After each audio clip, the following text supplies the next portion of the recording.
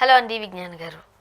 Flight ఎక్కినప్పుడు చాలామంది air హోస్టెస్ని చూస్తూనే ఉంటారు, మనం చూస్తూ ఉంటాం కూడా. కొంతమంది చాలా డిగ్నిటీగా వ్యవహరిస్తూ ఉంటారు, మరి కొంతమంది మిస్బిహేవ్ చేస్తూ ఉంటారు. అండ్ మనకు తెలిసిందే కదా, మనం ఎక్కడి నుంచి కేరళను బెంగళూరు అట్లా వెళ్ళాం అనుకో, గంటన్నర 2 గంటల లోపల చేరిపోతూ ఉంటాం. చూడండి, ఫస్ట్ ఎక్కగానే వాళ్ళు ఏవో మనకి ఇన్స్ట్రక్షన్స్ ఇస్తారు, మనం బెల్ట్ తీసుకుని కూర్చుంటాం. కరెక్ట్గా స్టార్ట్ అయిన తర్వాత నుంచి ఒక 5 నిమిషాల తర్వాత వీళ్ళు అవన్నీ అమ్మడానికి పట్టుకొస్తుంటారు. ఈ చివరి నుంచి ఆ చివరి వరకు అమ్మేసి మళ్ళీ అవన్నీ కలెక్ట్ చేసుకోవడానికి వస్తారు కదా, మళ్ళీ ఈ చివరి నుంచి ఆ చివరి వరకు కలెక్ట్ చేసేసుకునే లోపు దిగిపోతాం మనం. సర్ప్రైజింగ్గా అనిపిస్తూ ఉంటుంది. కొంచెం ఒక లాంగ్ జర్నీ కనుక అదైతే, అదొక ఇంటర్నేషనల్ ఫ్లైట్ అయితే కొన్ని దగ్గర మనం చూస్తూనే ఉంటాం, వాళ్ళు ఆల్కహాల్ కూడా సర్వ్ చేస్తూ ఉంటారు. వీళ్ళు తాగి బిహేవ్ చేస్తారా, లేకపోతే అలా బిహేవ్ చేయడానికే ఫ్లైట్ ఎక్కుతారో మనకు తెలియదు. కానీ ఎయిర్ హోస్టెస్తో మిస్బిహేవ్ చేసే వాళ్ళు ఉన్నారు. వాళ్ళ ఫొటోస్ తీస్తారు. మేము ఎక్కడ ఫ్లైట్లో కూడా ఒక అతను ఫోటో తీస్తే ఆమె చూసి ఫోన్ తీసుకుని లాక్కుని అది డిలీట్ చేసి థ్యాంక్ యూ అని చెప్పి ఇచ్చేసి వెళ్ళిపోయింది ఆమె. ఎవరు ఏమి మాట్లాడడానికి, ఎక్కువ మాట్లాడారంటే మొత్తం ఫ్లైట్లో వాళ్ళు వచ్చి కొడతారు. బట్ ఎయిర్ హోస్టెస్కి ఈ ఇబ్బందులు అయితే తప్పు, చాలా సర్వసాధారణంగా చూస్తూ ఉంటాం. ఇక్కడ ఇంకొక ఫ్లైట్లో ఎయిర్ హోస్టెస్కి అట్లానే మిస్బిహేవ్ చేశారంట ఒక అతను. మీ వరకు వచ్చింది అది? ఇది మొన్న May 2కి నిన్న ఢిల్లీ నుంచి షిరిడి వెళ్తుంది బండి. షిరిడీకి అది చెప్పాను, ఒక 1.5 hours వెళ్ళే ప్రదేశం చూడమా, షిరిడీకి వెళ్తుంది. వాడు షిరిడీకి వెళ్తున్నాడు. తిరుమల తిరుపతికి వెళ్ళడం, షిరిడీకి వెళ్ళడం అంటే ఎంత పద్ధతికి వెళ్తారు? అందరు పద్ధతిగా ఉన్న వాళ్ళే ఉంటారని మనం భ్రమపడతాం. అట్లా ఏం లేదు, షిరిడీకి వెళ్తున్నారు. షిరిడీకి ఓన్లీ బాబా టెంపుల్కి వెళ్ళడం లేదు కదా. ఏదో ఒక చెప్పుకోవడానికైనా తాగేసి షిరిడీకి వెళ్ళడం అంటే దరిద్రంగా లేదు వినడానికి. అది పరిస్థితి. సరే, షిరిడీకి వెళ్తున్నాడు. ఏది ఇండిగో 6404 విమానం. దీంట్లో ఏమైందంటే, ఫస్ట్ ఆఫ్ ఆల్ ఒకటి బాగా గుర్తుపెట్టుకోండి, ఎయిర్ హోస్టెస్ ఎందుకు అలా ఒళ్ళంతా కనబడేలా బట్టలు వేసుకుంటారు చెప్పు? మామూలుగా కొంచెం షార్ట్గా ఎందుకు వేసుకుంటారు? వాళ్ళు ఏం క్యాబరే డాన్సర్లు కాదు, మిమ్మల్ని ఏదో ఎక్స్పోజింగ్ చేసి అట్రాక్ట్ చేయడం వాళ్ళకి. నీ డౌన్ వరకునో నీ వరకు వేసుకుంటారు, మరి పైకి కూడా వేసుకోరు. ఏదైనా అప్పట్లో వేసుకునేవారేమో, మరి ఎందుకు వేసుకుంటారు అంటే మిమ్మల్ని ఏదో ఇంప్రెస్ చేయడానికో, లేకపోతే అలా న్యూడ్గా ఉండి మీకు ఇలా ఎంటర్టైన్ చేయడానికో కాదు. అటెన్షన్ గ్రాబ్ అనమాట అది. ఇప్పుడు వాళ్ళు ఎక్కిన తర్వాత మనకి స్టార్టింగ్ ఇన్స్ట్రక్షన్స్ చెప్తారు కదా, చెప్పేటప్పుడు నువ్వు వాళ్ళని అమ్మాయి భలే ఉంది అని చెప్పి చూడాలి. అలాగే అంటే నీ అటెన్షన్ వాళ్ళు గ్రాబ్ చేస్తున్నారు. ఎప్పుడైతే నీ అటెన్షన్ గ్రాబ్, ఆమె ఎక్స్ప్లెయిన్ చేసేదంతా నువ్వు శ్రద్ధగా వింటావు. చెప్తుంది లేసోది ఏదో ఒకటి, నథింగ్, వింటావు. ఇది ఇట్లా పెట్టుకోండి, ఇది వచ్చినప్పుడు ఇలా పెట్టుకోండి, ఇది ఊదండి, ఇది పీకండి, అవన్నీ చెప్పినప్పుడు వినాలి. ఆ డోర్ తీకురా, ఈ డోర్ తీకురా, దేన్ని గెలక్కో, ఇవే కదా చెప్పేది. కామ్గా కూర్చో, గంట అయ్యాక నిన్ను తిప్పుతా దిగు. అప్పటి వరకు ఏమీ చేయకు. నువ్వు సేఫ్గా చావాలంటే ఆ బెల్ట్ ఒకటి పెట్టుకో, అంతకు మించి ఏమీ గెలక్కు. అన్నీ ఉంటాయి, బ్యాగ్ ఇవన్నీ ఉంటాయి. పద్ధతులు నేర్పుతారు అంతే, జస్ట్ నేర్పి అంటే ఆ అటెన్షన్ మనకు గ్రాప్ చేయడానికి వాళ్ళు ఇక్కడ వరకు బట్టలు వేసుకుంటారు, స్లీవ్లో ఇక్కడ వరకు, అట్లా. అంతకు మించి ఏమి ఉండదు. ఇంతకు ముందు అయితే కాస్త 0 size ఉండేవారు, ఇప్పుడు అలా లేదు, కొంచెం బొద్దుగా ఉన్న వాళ్ళు కూడా ఉంటున్నారు. అక్కడ కూడా మారిందేమో అనిపిస్తుంది. మారింది కదా, మరీ బక్కపల్చటి. ఒకప్పుడు ఏంటంటే ఇంటర్వ్యూలలో హీరోయిన్స్ ఇలా చెప్పేవాళ్ళు, నేను హీరోయిన్ కాకపోతే ఎయిర్ హోస్టెస్ అయ్యేదాన్ని. కొంతమందిని నేను ఎయిర్ హోస్టెస్గా ఉంటే నన్ను ఫ్లైట్లో చూసి డైరెక్టర్ హీరోయిన్ని చేసాడు, ఇలాంటివి కూడా విన్నాం. అంత అందంగా ఉండేవాళ్ళు, ఒడ్డు పొడుగు బాగుండేవాళ్ళు.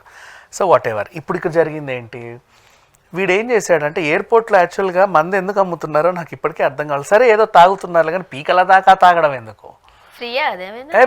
ఇంకా కాస్ట్లీ, చాలా కాస్ట్లీ. వాళ్ళ టికెట్ తో పాటు ఏమన్నా కొన్ని లోపల అట్లాంటివి ఇప్పుడు డొమెస్టిక్ ఫ్లైట్స్కి అయితే లేవు మ్యాక్సిమం. ఇంటర్నేషనల్ ఫ్లైట్స్ కి చాక్లెట్లు అవి ఓకే, ఫ్రీ బీస్ ఉంటాయి. ఫ్రీ బీస్ మందు ఫ్రీ అంటే పీకల దాకా పోయారు, జస్ట్ ఒక ఏదో దట్స్ ఆల్. నీకు బిజినెస్ క్లాస్ ఇచ్చినప్పుడు నీ కంపెనీకి ఉన్నప్పుడు 2-3 పెగ్స్ ఇస్తారు. పైగా నువ్వు ఎంత తాగావో వాళ్ళు నోట్ చేసుకుంటూనే ఉంటారు. అంతకు మించి నువ్వు ఇంకా కావాలన్నా ఇవ్వరు వాళ్ళు. తర్వాత ఇప్పుడు ఆల్రెడీ ఎయిర్పోర్ట్లో బార్స్ ఉంటాయి. ఎందుకు అంటే ఎవరికైనా తాగాలనిపించినోడు just go and have a small beer or whatever enough. ఈ కలత అని తాగేసి చక్కగా ఎక్కేసావు. ఎక్కగానే అమ్మాయి కనబడింది అందంగా, ఆమె నీ దగ్గరకు వస్తుంది, సార్ చక్కగా కూర్చోండి, బెల్ట్ పెట్టుకోండి అంటే నువ్వు కొంచెం అనీజీగా ఉంటే వాళ్ళే నిన్ను చక్కగా కూర్చోపెడతారు. అండ్ నెక్స్ట్ ఆ పైది సరిగ్గా మూయరా అని చెప్పి మూస్తారు. నీకు ఏమైనా వాటర్ కావాలన్నా ఇస్తారు, ఇంకా కావాలన్నా ఇస్తారు. సరే ఏమైనా తింటారా తాగుతారా అడుగుతారు, నీకేమొద్దంటే పోతారు. ఒరే వెనక్కి కొరగకరా కొంచెం ముందుకు రా అని చెప్తారు. ఇవన్నీ చెప్తూనే నువ్వు అంటే తాగినోడు ఇట్లుంటాడు అని వాడిని మళ్ళీ ముందుకు జరపాలి కదా, సార్ ఇట్లా ఇట్లా ఇట్లా వెనకాల వాళ్ళకి ఇబ్బంది కదా. ఇలాంటివన్నీ సెట్ చేసే టైంలో ఆ పిల్ల నీ దగ్గరికి వచ్చినప్పుడు ఎక్కడ పడితే అక్కడ నొక్కేసావు. నా మీద మోజుబడి వచ్చింది అనుకుని పడక నీ మీదే మోజుబడాలి ఆవిడ. చెప్పు మోజుబడింది అన్నట్టుగా ఎక్కడ పడితే నొక్కేస్తే ఆ పిల్ల కూడా ఎంత సంయమనం పాటించిందంటే ఫ్లైట్ని డిస్టర్బ్ చేయలే జర్నీని. అంటే ఇట్లా చేశాడంటే ఎవరన్నా సాటి సిటిజన్ ఈడ్చి కొట్టడం, వాళ్ళు అటు జరగడం ఇటు జరగడం మళ్ళీ ఇబ్బంది కదా గాల్లో. ఎందుకని చెప్పి సంయమనం పాటించి ల్యాండ్ అయిన తర్వాత అధికారులకు చెప్పింది వాడు ఇలా చేశాడని. నీట్గా తీసుకెళ్లారు, దగ్గర ఉన్న పోలీస్ స్టేషన్. ఆ పిల్ల కంప్లైంట్ తీసుకొని వాడిని రిమాండ్కి పంపించారు, లైంగిక వేధింపుల కేసు వేసి. బట్ అంటే దీనివల్ల మనం తెలుసుకోవాల్సింది ఏంటంటే ఎయిర్ హోస్టెస్ని వక్రంగా చూడకండి. ఫస్ట్ ఆఫ్ ఆల్ వాళ్ళు మీ పక్క నుంచి వెళ్తుంటే వాళ్ళ తోడలు కనపడుతున్నాయి కదా అని ఇట్లా నిమిరితే ఏమవుతుంది అంటే విమానం గాల్లో ఉంది, ఎవరు ఏం చేయలేరు. ఇలాంటి పిచ్చి పిచ్చి వేషాలు వేయకూడదు. నువ్వు తాగేసి ఉన్నప్పుడు నీకు తాగితే ఒళ్ళు మర్చిపోతావు అని తెలిస్తే సైలెంట్ పడుకో. ఒక రకంగా చెప్పాలంటే కొంచెం తక్కువగా కూడా చూస్తూ ఉంటారు.